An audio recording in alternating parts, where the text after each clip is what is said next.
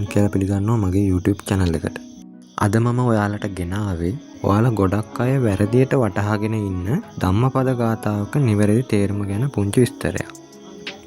අචින්ති තම්පි භවති චින්ති තම්පි විනස්සති නහි චින්තාමයා භෝගා ඉත්‍ත්‍යා පුරිසස්සවා.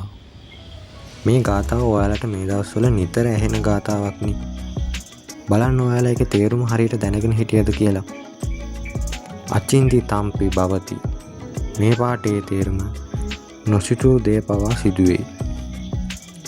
චින්ති තම්පි විනස්සති සිතූ දේ පවා විනාශ වී යයි.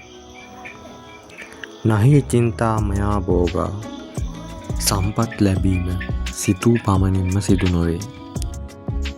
ඉත්‍ත්‍යා පුරිසස්සවා ඒ ස්ත්‍රියකට වුවත් පුරුෂයෙකුට වුවත් පොදු ධර්මතාවයකි.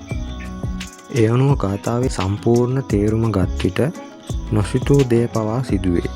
සිතූ දේ පවා විනාශ වී යයි. සම්පත් ලැබීම සිතූ පමණින්ම සිදු නොවේ. ඒ ස්ත්‍රියකට වුවත් පුරුෂයෙකුට වුවත් පොදු ධර්මතාවයකි. ඉතින් මේ ගාථාවේ ඇත්ත තේරුමට හිතන දේ වෙන්නේ වෙන දේ හිතාගන්න බෑ වගේ මෝඩ අදහසකට වඩා තාර්කික තේරුමක් තියෙනවා කියලා ඔබේ බුද්ධියට වැටහෙන්නේ නැති කියලා මම හිතනවා. හැමෝටම තෙරුවන් සරණයි.